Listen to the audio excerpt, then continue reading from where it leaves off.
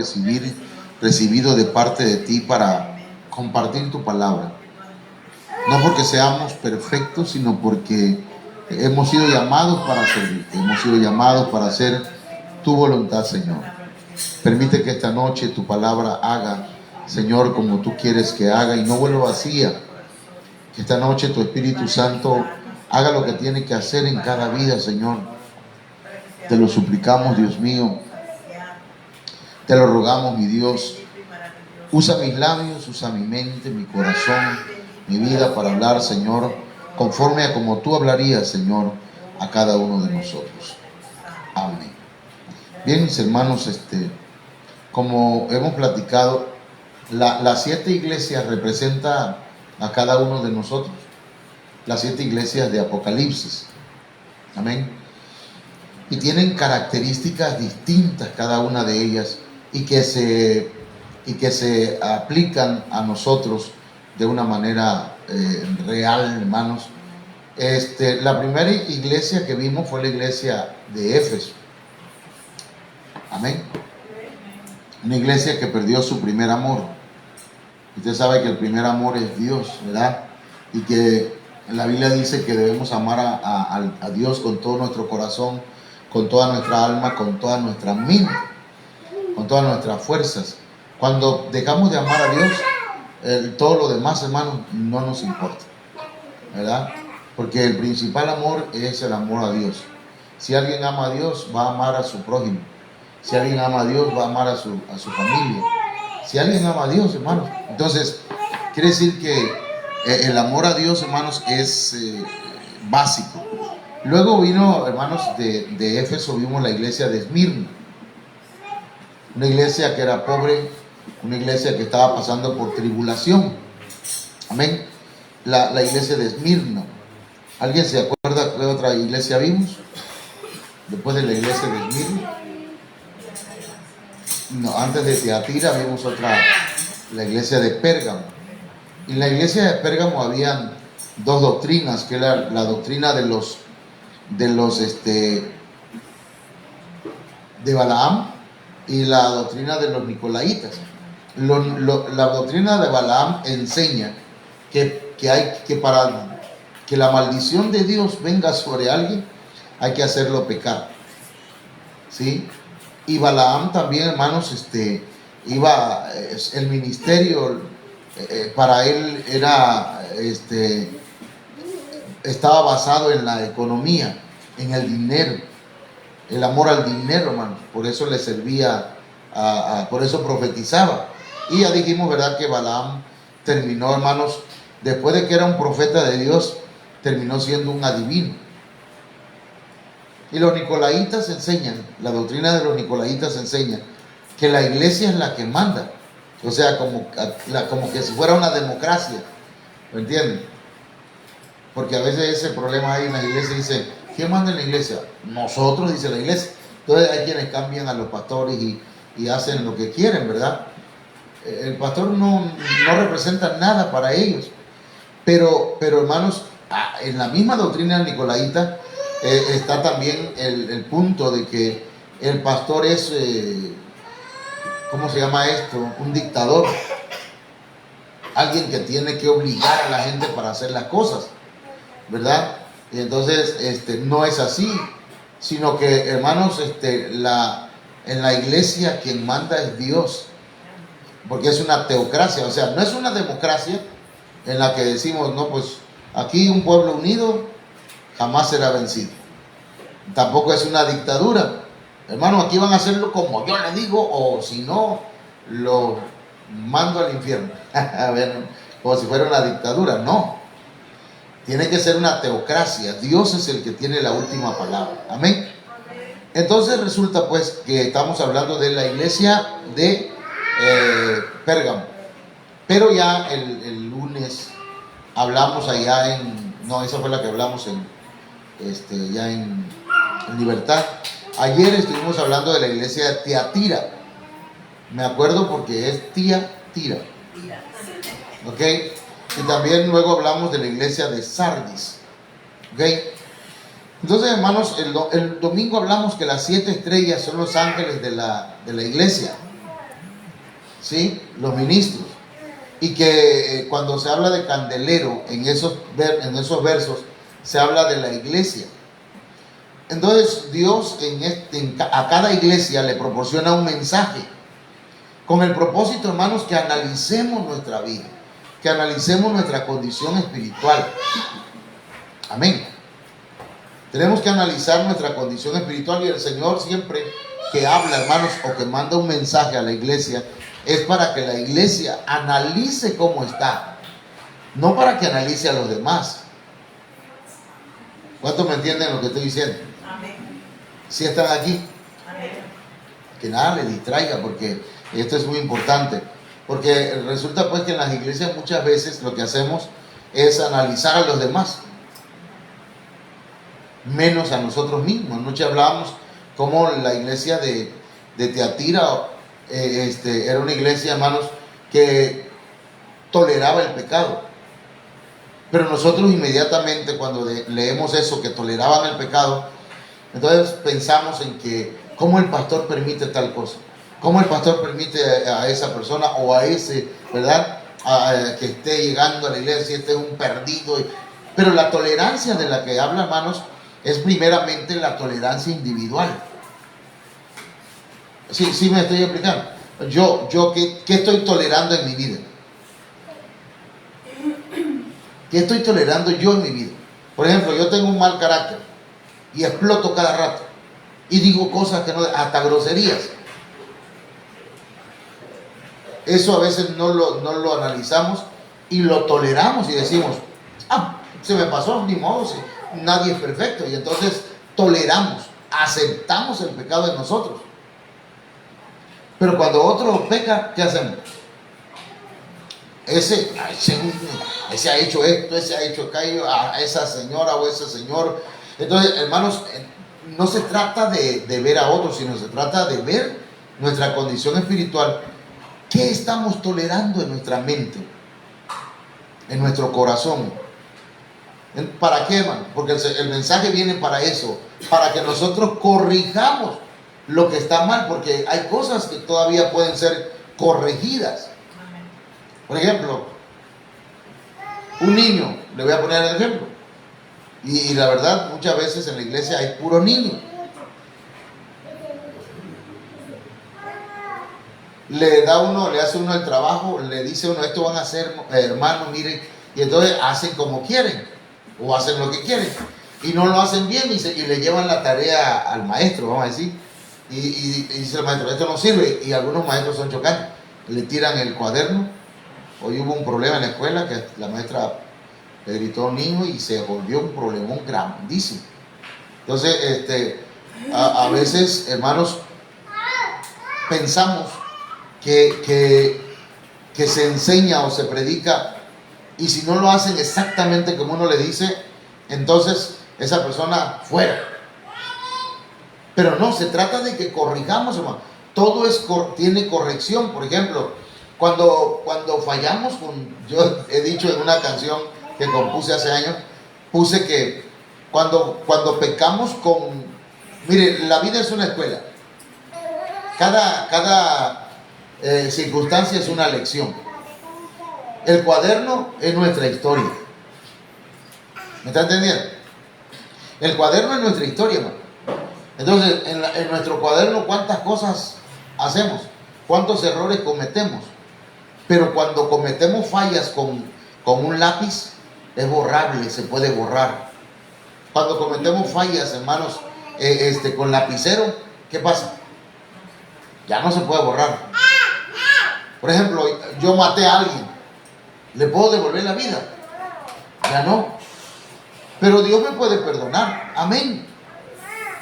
Pero todo lo demás, hermanos, puede ser corregible.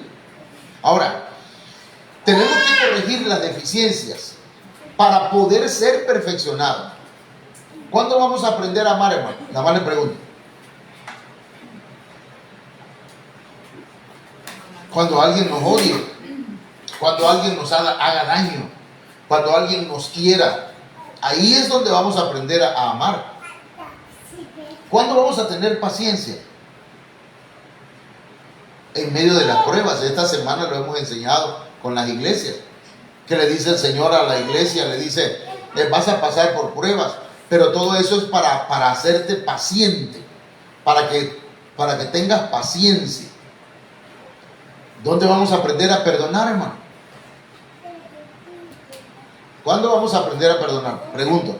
¿O creemos que toda la vida vamos a ser así rencorosos, vengativos, y que el que me la hace me la paga, y si tú me lo haces yo también? Oh, ay, yo también, dice Laura León. Le pregunto, ¿cuándo vamos a aprender a perdonar? Mano Ángel, ¿cuándo debemos aprender? ¿Cuándo se aprende a perdonar?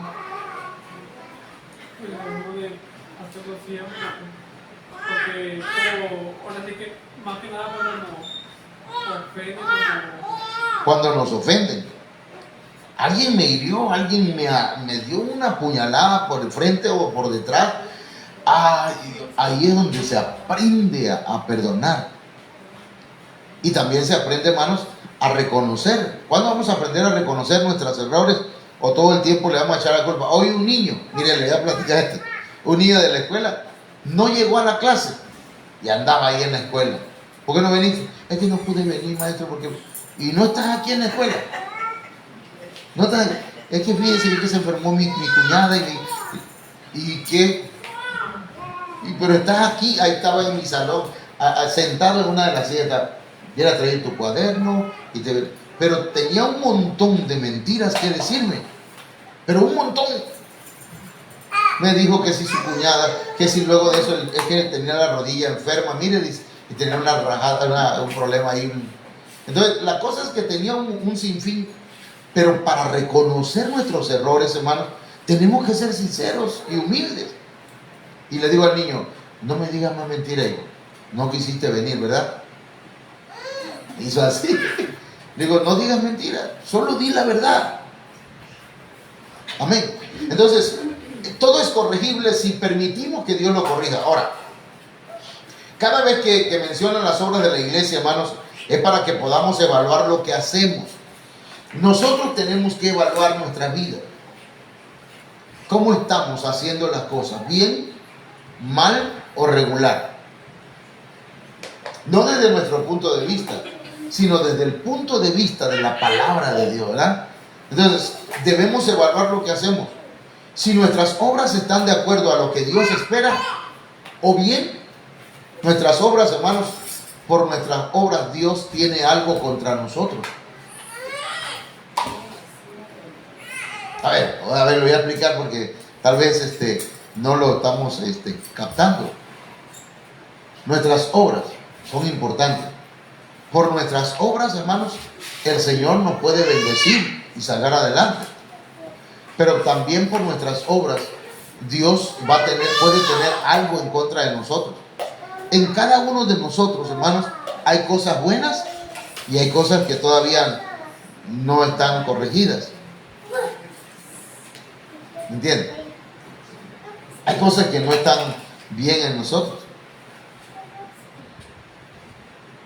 Hoy les decía, hubo un problema. Una maestra le gritó a un niño. Vino la mamá, la abuelita, y rodearon a la maestra por poco y le dan de golpes. Y entonces empieza el tira y tira, ¿no? El jala y estira, ¿no? Dice, no, es que la señora me gritó. Sí, pero ella le gritó a mi hija y a mi niño y le quiso esto. Entonces empieza y ninguno reconoce su error. Y es que cuando hay un problema, ambos tienen culpas. Pero nadie quiere hacerse responsable. Entonces Dios cuando mira a la iglesia, hermanos, la mira y a Dios ni modo que le echemos la culpa, ¿verdad? Cuando Dios dice, he visto tus obras. Mire cómo dice, yo conozco tus obras. Conozco lo que has hecho. Porque Dios no está ciego, ¿verdad? Dios sabe lo que he hecho yo. Dios sabe cómo actuamos nosotros, hermano. Él sabe lo que pensamos.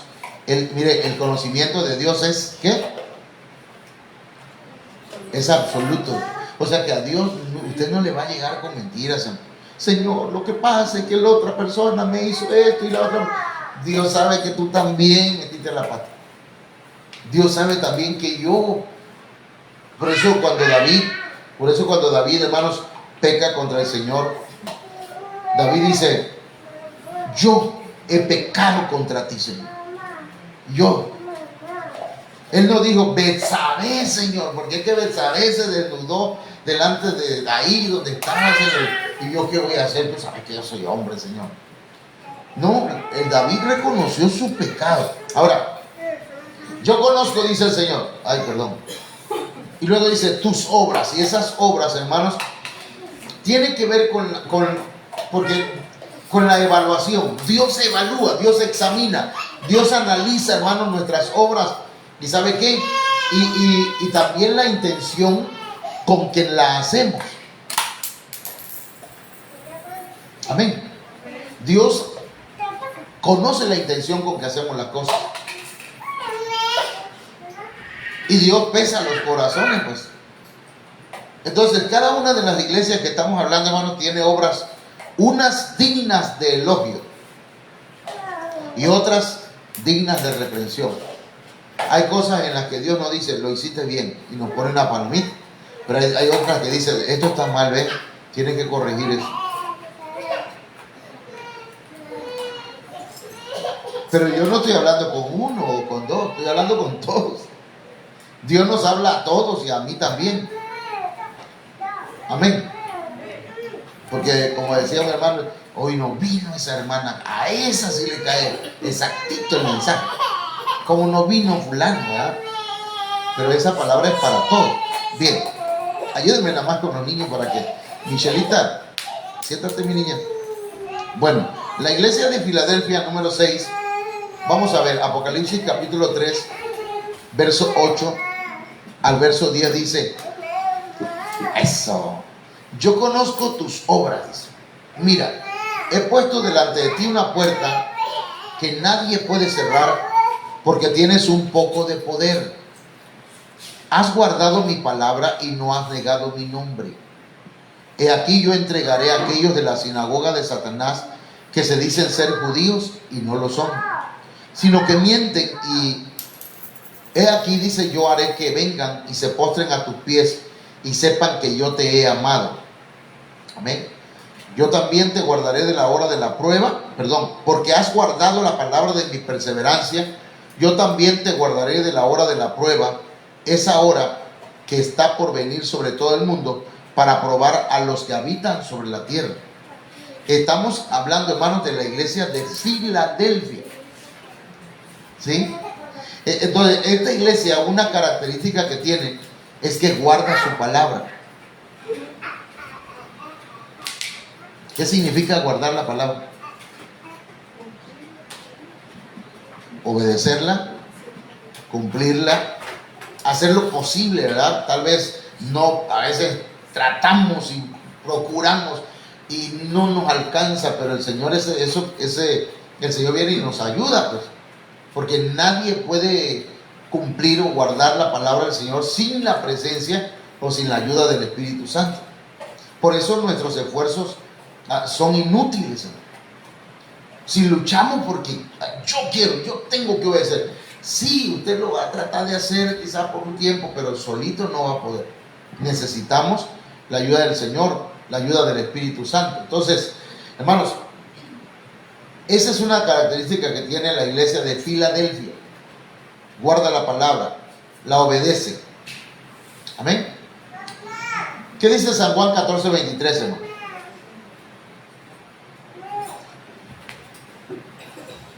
Ahí me ayudan con los textos que vean ahí. San Juan 14:23. Amén. Gloria a Dios. Fuerte, hija. Respondió Jesús y le dijo, el que me ama, mi palabra guardará. Y mi Padre le amará y vendremos a él y haremos morada con él. El que me ama, mi palabra, dice, guardará. Entonces la pregunta aquí sería, ¿quiénes aman al Señor? ¿Cuántos aman al Señor? Si lo amamos, vamos a procurar guardar su palabra. Ahora, hermano, y el amor de Dios dice que en la iglesia de Filadelfia se había perfeccionado. Entonces, el amor de Dios, le dije la otra vez que el amor es perfeccionado.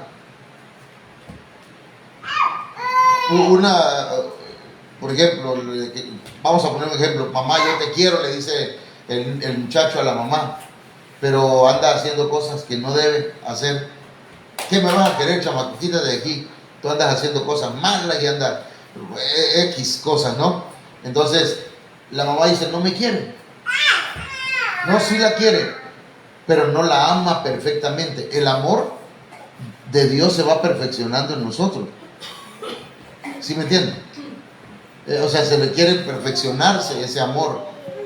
Porque el amor todo lo puede, todo lo cree. Ahora, hermanos, primera de Juan 2:5, ¿qué nos dice, hermanos? Si alguien lo tiene a la mano, ¿sí? En cambio, el que obedece lo que Dios ordena, de veras sabe amar como Dios ama. Y puede estar seguro de que es amigo de Dios. Fíjense bien, el que obedece lo que Dios manda, de veras, ¿qué dice? De veras sabe amar como Dios ama. De veras sabe amar como Dios ama. Si yo le digo a mi esposa, yo te amo, pero yo estoy haciendo otras cosas malas, ¿no? ¿La amo, sí o no? Pregunto. Ese es el pensamiento del ser humano. No me ama. Si me amara no hiciera eso. Sí la ama, sí la amo. Pero mi amor no ha sido perfeccionado. Perfeccionarlo es porque no estoy amando como Dios ama. No sé si me estoy explicando. Yo le estoy enseñando. Porque el pensamiento del ser humano es, no me ama mi esposa porque no me dice que me quiere, me trata mal, me grita. Entonces, pero ella dice, yo sí te amo. Sí, pero me tratas mal.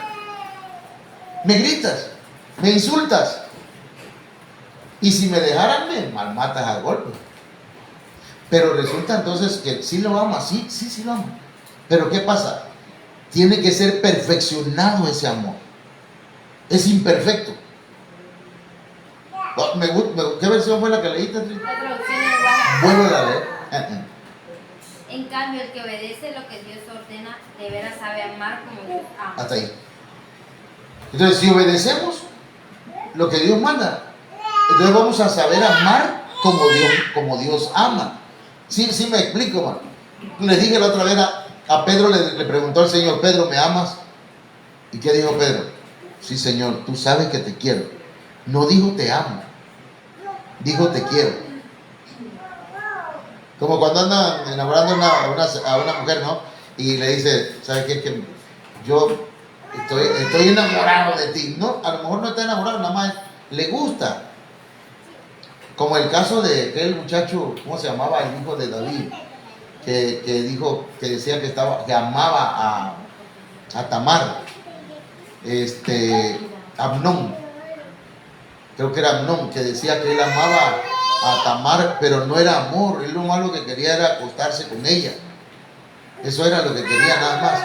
Pero porque el verdadero amor, hermanos, dijo alguien que si alguien ve una flor, lejos de pisotearla y hacerla lo que sea, lo que va a hacer es cuidarla, ¿verdad? Echarle agüita, porque eso, ahí se va a expresar el amor. Entonces, mis hermanos, el amor de Dios se ha perfeccionado en los que aman como Dios ama. Bueno, existen 5 cosas que benefician a aquel que guarda la palabra, ¿no? De acuerdo a lo que estamos viendo ahorita de la iglesia de Filadelfia. El que guarda la palabra, busque por favor Salmo 119, vamos a ir viendo. Dice ahí que el que guarda la palabra, hermanos, limpia su camino. La palabra de Dios nos limpia, hermano. La palabra de Dios es poderosa, es, hermanos, maravillosa, pues. ¿Con qué guardará, con qué limpiará el joven su palabra? Dice la Biblia ahí. Con guardar su palabra. Eso dice Salmo 119, perdón. ¿Sí? ¿Con qué limpiará? ¿Qué guardar? Es lo mismo que limpiar ahí. A ver, ¿alguien lo tiene en otra versión? La traducción en lenguaje dice, solo obedeciendo tu palabra pueden los jóvenes corregir su vida. Solo obedeciendo su palabra. Pastor, ¿cómo puedo cambiar mi vida? Pues si lo sabemos. Solo que a veces no lo queremos hacer. ¿Cómo corrijo mi vida? Guarda su palabra, obedece su palabra. Y eso va a hacer que limpie tu camino. Porque el caminar de nosotros muchas veces, hermanos, nosotros muchas veces hacemos como nosotros queremos. Pero cuando comenzamos a hacer lo que Dios nos dice, entonces nuestro camino se va limpiando. No sé si alguien encontró otra versión. Aquí tengo la nueva Biblia al día. Dice, ¿cómo puede mantenerse íntegro el joven? Viviendo conforme a tu palabra. Ok, la integridad tiene que ver con limpieza. Luego, otro de los beneficios de guardar la palabra de Dios, hermanos, es que trae vida. Y la vida zoe, la vida espiritual. ¿Entiendes? Nosotros estamos aquí, vivimos. Estamos vivos biológicamente. Pero la vida que el Señor da por guardar su palabra es una vida espiritual. Nuestro espíritu se vivifica. ¿Qué dice el Salmo 119, 17, hermanos? ¿Sí? Trata con bondad a este siervo tuyo, así viviré y obedeceré tu palabra. Ajá. Voy a guardar tu palabra. Trátame con bondad, voy a guardar tu palabra y voy a vivir. Le voy a decir una cosa, hermano, aquí en corto. Mucha gente se está yendo y se está yendo sin Dios. Viven sin Dios y mueren sin Dios. Pero dice la Biblia, Pablo decía, para mí el vivir es Cristo y morir me es ganancia. Entonces, si nosotros nos mantenemos en el camino del Señor, porque usted no sabe lo que puede pasar, hermano, mañana. No mañana, al ratito. Ninguno de nosotros sabe lo que puede suceder. Hoy tenemos que amar, hoy debemos perdonar, hoy debemos vivir como el Señor nos pide, hoy. ¿Cómo dijo Fox? Hoy. C. ¿Qué dice? Salmo 119, 67. Ayúdenos, por favor, hermanos. Lo voy a poner todas para que usted me ayude. Evita que cometa errores. Si guardamos su palabra, hermanos, vamos a cometer menos errores. Porque una de las cosas que decimos nosotros es, hermano, ¿quién no comete errores? Todos somos seres humanos. Mientras estemos en esta tierra vamos a cometer errores. Sí, pero el que guarda su palabra, el que obedece su palabra va a cometer menos errores que los demás. A ver qué dice, hermano. Salmo 119, 67. Antes de sufrir anduve descarriado, pero ahora obedezco tu palabra. Andaba descarriado. He cometido errores. ¿Cómo dice esa versión? La traducción lenguaje actual dice, antes de que me castigaras estuve alejado de ti, pero ahora obedezco tu palabra. Ok, Salmo 119, 67, ¿verdad? Entonces nosotros, hermanos, guardando la palabra del Señor, vamos a evitar cometer muchos errores. ¿Por qué cometemos errores? Ay, pastor, es que cometí una falta. Pastor, fíjese que dañé, hice esto. ¿Pero por qué? Porque no obedecí la palabra. Ahora, cuando nosotros, hermanos, guardamos la palabra, por esa palabra se contiene, se dominan nuestros pies. Hermano, perdón, pero los pies nuestros, hablando de los pies espirituales, ¿no? No nada más los pies literales, corren muchas veces hacia lo malo. No es que salimos corriendo, ¿verdad? Sino que vamos y hacemos cosas que no nos convienen, que nos dañan. Pero ¿qué dice el Salmo 119, 101, hermano? De todo mal camino contuve mis pies para guardar tu palabra. De todo mal camino contuve mis pies. Entonces, ¿qué pasa? Que cuando guardamos la palabra del Señor, hermanos, esa palabra poderosa hace que nosotros dominemos nuestros pies. ¿Qué significa los pies, hermano?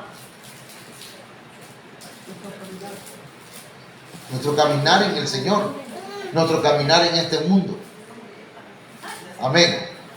Nuestro caminar por este mundo tiene que ser dominado por algo. Puede ser dominado por nuestros pensamientos, por nuestra alma, pues, nuestros sentimientos. Ay, pastor, es que mi corazón me dice que yo haga esto. Y van en pos del pecado como si les picara el pie, hermano. Ya no aguantan por pecar. ¿verdad?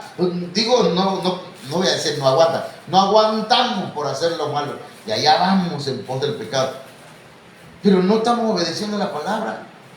Tengo otra versión, dice: he rehusado seguir la senda del mal porque permaneceré obediente a tu palabra. Entonces, si permanecemos obedientes a la palabra, hermanos, vamos a tomar decisiones correctas y entonces nuestros pies no van a ir hacia lo mal. ¿Cuándo es que caminamos hacia lo mal? Cuando dejamos de obedecer la palabra de Dios. Salmo 119, 158 dice: evita que nosotros nos volvamos traidores.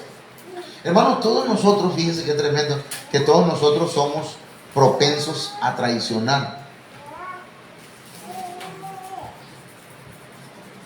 Todos nosotros podemos traicionar. Dice la Biblia que el Señor le dijo a Pedro: Pedro, de cierto te digo que hoy, antes que el gallo cante, me vas a negar 3 veces. No, Señor, yo nunca te voy a negar. Yo jamás voy a negarte. Yo antes de eso prefiero morir, Señor, en la raya. Y dice que todos los demás discípulos dijeron lo mismo. No lo tengo aquí a la mano, pero cuando usted vaya, investigue y va a ver que eso dijeron, todos dijeron. Pero a la mera hora, cuando se trató de los trancazos, dice la Biblia que Pedro negó al Señor y todos los demás también se fueron, huyeron, lo dejaron solo. A ver, ¿qué dice Salmo 119, 158? ¿Sí? Dios mío, tú eres muy bueno, eres todo justicia. Dame vida, mis enemigos y perseguidores se cuentan por millares. A esos malvados no los salvarás porque no siguen tus enseñanzas. No los soporto porque no creen en tus promesas, pero yo siempre obedezco tu palabra. Obedezco tu palabra. A la versión, una versión. Dios habla hoy: no soporto a los traidores, a los que no obedecen tus mandamientos. No soporto a los traidores, a los que no obedecen tu mandamiento. Entonces, si ese texto lo ponemos en positivo, Dios, hermanos, por medio de su palabra, nos ayuda a nosotros para que no cometamos traición. Primeramente a Dios. ¿A quién se traiciona primero, hermano? Aquí en confianza. ¿A quién traiciona primero el que es traidor? A Dios. Primero. Judas, al que traicionó fue a Jesucristo. Entonces cuando nosotros somos traidores, hermanos, ¿qué es traidor? Para empezar, ¿qué es traidor? ¿Alguien tiene ahí una, hermano, en Google, que lo sabe todo, qué significa traidor? Porque cuando el Señor, fíjense que cuando llega Judas ante el Señor y le da un beso, hermanos, dice la Biblia que el Señor le dijo: amigo, ¿a qué has venido? Pero esa palabra en el griego es etairos, y etairo, hermano, significa prostituto, alguien que hace cosas por dinero. Imagínense, por dinero estaba dispuesto a traicionar la lealtad a alguien. ¿Qué? Falta que se comete quebrantando la fidelidad o lealtad que se te debe guardar. Falta que se comete quebrantando la fidelidad o la lealtad. Entonces, todos los que estamos aquí, todos, no específicamente alguien, todos en algún momento hemos sido traidores. Y tal vez no en la acción, sino acá en la mente.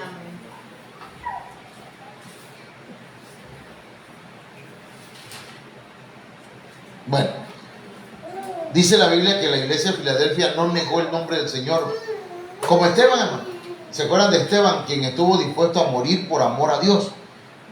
Pero Pedro, hermano, le dijo que jamás lo iba a negar y estaba dispuesto a morir, aún a morir por si fuera necesario.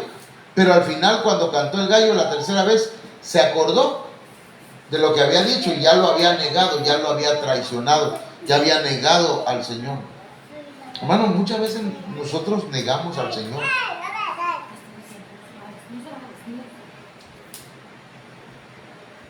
¿Qué es negar al Señor, hermano? ¿Eh? Sí, pero ¿con qué? ¿De qué forma? En este tiempo. En este tiempo, ¿de qué forma negamos al Señor? Comencemos por la casa. Cuando no damos testimonio en la casa. Pero si yo soy cristiano, ¿y por qué entonces se pone de esa forma usted en su casa? Digo, no usted pues, sino le digo a los que están en el Facebook. ¿Por qué nos ponemos así en casa? Y la gente escucha. Uy, la hermana. Estamos negando a Cristo ahí.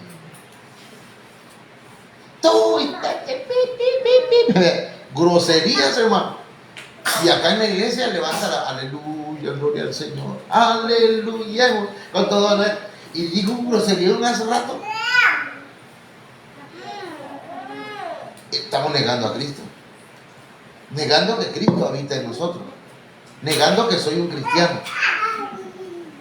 ¿Y qué decimos a veces cuando nos dicen, por ejemplo, oye, no es que tú eres pastor, me dicen a mí, algunos compañeros, sí, pero ¿y por qué entonces te ponen, por ejemplo, esta camisa? Que no tiene nada de malo, pero algunos así lo ponen. Dice, ¿y por qué te pones esa camisa de carnaval? Dice. Pero que cuando cometemos algo malo, dice, bueno, no es que tú eres cristiano, sí, ¿y por qué te conduces así? Le dijo una mamá a una muchacha ya hace años, ella quiso suicidarse, se tomó un montón de pastillas, dijo que se tomó un montón de pastillas, y entonces cuando llegamos allá, dice la mamá, eso es lo que yo le digo, ¿acaso eso llega a la iglesia? Eso es lo que usted le enseña, ustedes salí yo regañaban, eso es lo que usted le enseña a ella. No, obviamente no se le enseña eso. Entonces, ¿cómo es que viene y hace esas cosas? Para ser como eso, mejor no voy. Entonces, muchas veces nosotros negamos a Cristo con nuestros hechos, con nuestras acciones. Hermanos, una de las formas en la cual algunos pueden llegar a negar al Señor es por escuchar a falsos maestros que enseñan herejías destructivas. Segunda de Pedro 2:1. Debemos tener cuidado, mis amados hermanos, a quienes oímos, a quienes escuchamos. Amén. Bueno, entonces mire, yo creo que hasta aquí nos va a quedar la iglesia Laodicea. Esta nos va a quedar, mire. La iglesia de Filadelfia, hermanos, guardó la palabra de la paciencia. No había sombra de variación en ellos. Estaban definidos. Estaban definidos. Yo pregunto, ¿usted está definido, hermanos? ¿A quién le va a servir? Porque dice la Biblia, le dijo el Señor Josué le dijo al pueblo, escogeos a quién van a servir. Piensen bien. Si a los dioses que vuestros padres adoraron allá del otro lado del río, o a Jehová, algo así más o menos. Y luego dice, pero yo y mi casa, entonces definió, yo y mi casa serviremos al Señor. La iglesia de Filadelfia, hermanos, estaba definida, guardó la palabra de la paciencia. Como Samuel dice, aquí pone un ejemplo. Samuel, hermanos, nació en Ramá, y Ramá significa altura. Y ahí vivió siempre, toda su vida. Nada más salía, ¿verdad?, a algunas visitas que hacía a otros lugares, pero su vida espiritual siempre estuvo en las alturas. Siempre trató de vivir en una relación con Dios. Hermanos, no importa cuánto le hemos fallado a Dios, perdón, que ese no importa, que muchas veces importa. Pero si usted le ha fallado a Dios, si le hemos fallado a Dios, hermanos, volvamos a Él. ¿Entiende? Cada vez que cometamos un error, y no nada más cada vez que cometamos un error, sino diariamente, vayamos, Señor, aquí está mi vida, yo te he ofendido, yo he fallado, yo te necesito, perdona mis pecados, Señor. No alejarnos de Él. Esta iglesia, la iglesia de Filadelfia, hermanos, tenía fe, tenía esperanza y se mantuvo en amor. Así dice que toda obra que hagamos debe ser realizada por amor. Entonces, cuando leemos esto, hermanos, dice que el Señor abrió una puerta para esta iglesia. Lo voy a tratar de poner acá. Mire, porque has guardado la palabra de mi perseverancia, yo también te guardaré de la hora de la prueba. Hermanos, viene un tiempo de tribulación y de gran tribulación sobre la tierra. Viene el tiempo, hermanos, en que el anticristo va a tomar el dominio. Los gobiernos están preparando todo. Los libros que ustedes están viendo en las escuelas, hermanos, que están metiendo un montón de cosas desordenadas, que están promoviendo, hermanos, el asunto de la diversidad de géneros, que están promoviendo el comunismo y otras cosas, hermanos, en México, y lo estamos viviendo.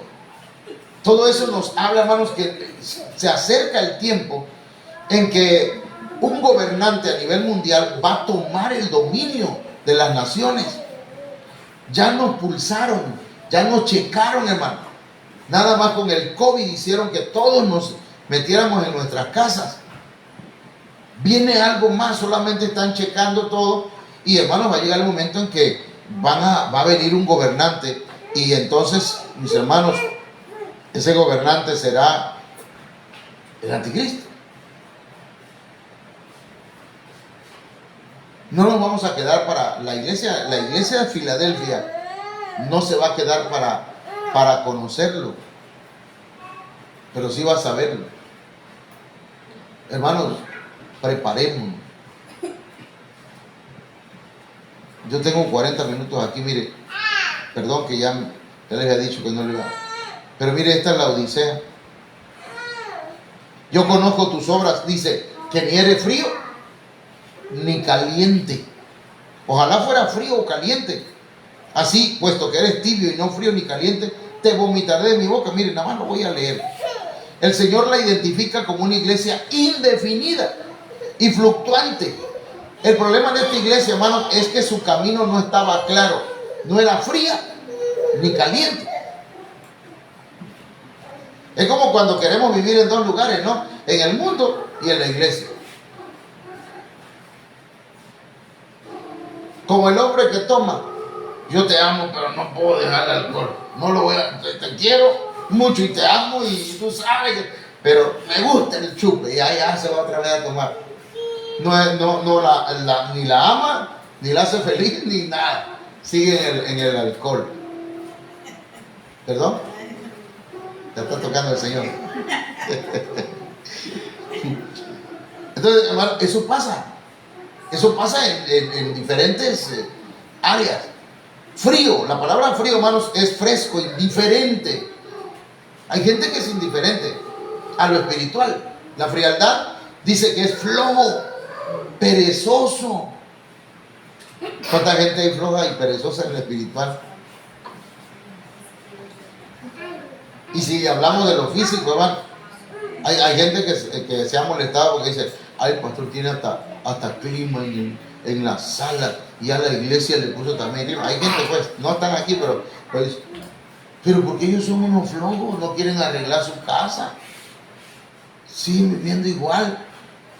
Y si tienen dinero lo agarran para otra cosa en lugar de invertirlo en su familia, para lo suyo, pues, ¿me entiendes? Perdón que yo ponga esto así, pero la verdad, hermanos, es que hay gente que es fría.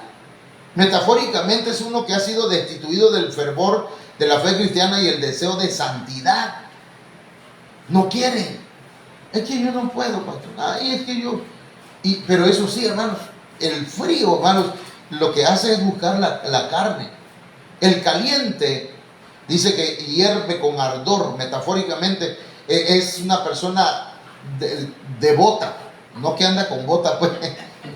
Es una devoción entusiasta para alcanzar un propósito. Yo voy a buscar a Dios, voy a pedir el bautismo en el Espíritu Santo, lo voy a recibir. Y está ahí, hermano, está ahí firme.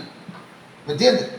Ay, hermano, que a mí el Señor no me quiere bautizar con el Espíritu Santo. ¿Cómo no, hermano? Perdón, pero el Señor es el que está más interesado en bautizarnos. A mí me predicaban siempre eso y yo decía, yo me iba a meter. Y me iba a la iglesia temprano a orar y ahí estaba, Señor, bautízame, bautízame, bautízame. Regresaba a la casa y me metía al cuarto, bautízame, Señor, bautízame. Me levantaba ya como a las 2 de la mañana y bautízame con tu espíritu. Hasta que el Señor me bautizó. Pero si nada más sentadito ahí, Señor, ahí cuando quiera me bautizo. Pida el bautismo con el Espíritu Santo. Seamos calientes espiritualmente. Amén. Pero tibio, dice, el tibio es la condición del alma miserablemente fluctuante entre la apatía y el fervor del amor. Un tibio, hermano, dice, ahora sí le voy a echar. Ya no. Pero como la chimoltrufia, ¿verdad? Cuando digo una cosa, digo otra. La apatía, hermano. Ya, disculpe, dije que no iba a llegar a leer esto, pero la iglesia de la Odisea era una iglesia tibia que hacía buenas obras, pero también hacía malas obras. ¿Cuántos de nosotros decimos así, hermano? Pues la verdad, mire, la verdad, a mí me gusta ir a la iglesia, pero también me gusta hacer cosas que no debo hacer. Esta condición es provocada, hermanos, cuando no tenemos una clara decisión en nuestro corazón, cuando ignoramos a quién servir y por qué debemos servir. Jesús dijo que nadie puede servir a dos señores. Nadie puede amar pero o amas al Señor o amas al mundo. El Señor, eso es una verdad, hermano. Mire, esa es una verdad hasta en lo terrenal. O amo a mi esposa o amo a otra mujer. Punto. ¿Ves? Y ahí está mi esposa que le puede decir. Le dije, ¿sabe qué? Yo ya no vuelvo para acá. No quiero nada. Ya no te quiero, diría Juan Gabriel, ¿eh? Ya no quiero nada. Me voy. Otra cosa es lo que el Señor hizo, ¿verdad? Eso es otra cosa. Que ya el Señor empezó a hacer las cosas. Pero mire, a veces uno quiere vivir en el mundo y luego vivir acá también, en la iglesia. O nos definimos. Porque con Dios, pues a Dios tenemos que definirnos. Amén. Nadie puede servir a dos señores. Y esta iglesia confiaba ciegamente en las riquezas. Dice luego, como el pueblo de Israel que creyendo que agradaban a Dios, hicieron un ídolo de oro para adorar. Tener riqueza no es malo, lo malo es tener como prioridad lo material. Perdón, hermano, voy leyendo. Dios no hace acepción de personas.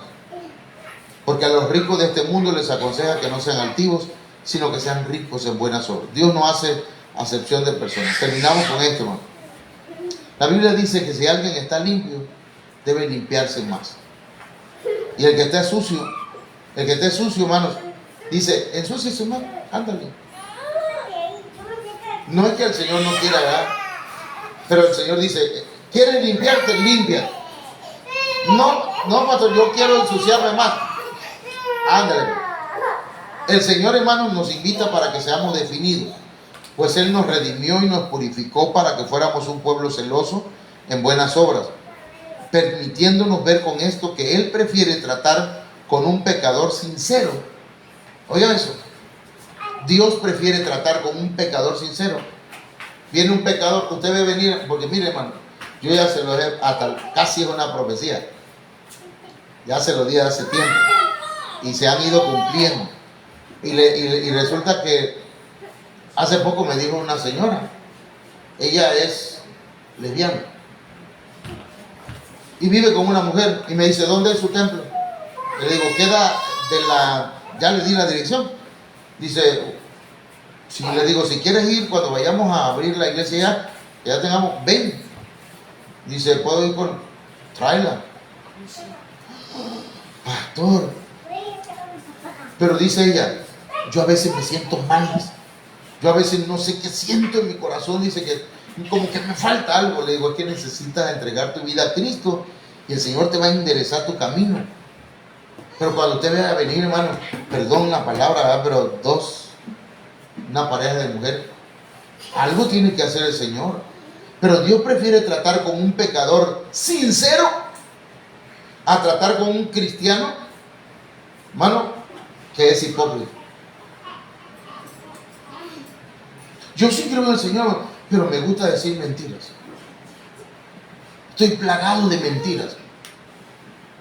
y miento para que el pastor, ¿verdad? Me acepte y crea. No, si no se trata de mí, se trata de cómo estoy delante del Señor, cómo Dios mira mi corazón. Usted me puede mentir a mí, hermano, usted me puede decir, pastor, no, mire, yo soy la última Coca-Cola en el desierto. Pero a Dios no, mi hermano. A Dios no. Yo puedo mentirle a mi esposa, yo puedo mentirle a quien sea, pero a Dios, hermano, ay, hermanito, Dios tiene un conocimiento absoluto de nosotros. Entonces, ¿qué tenemos que hacer? Volver a Él. ¿Cuántos de nosotros queremos ser parte, hermanos, de la iglesia que se va con el Señor? Todos queremos irnos con el Señor. Entonces tenemos que hacer los cambios que el Señor quiere que hagamos. Vamos a ponernos de pie, vamos a orar. Amén. Vamos a orar y vamos a pedir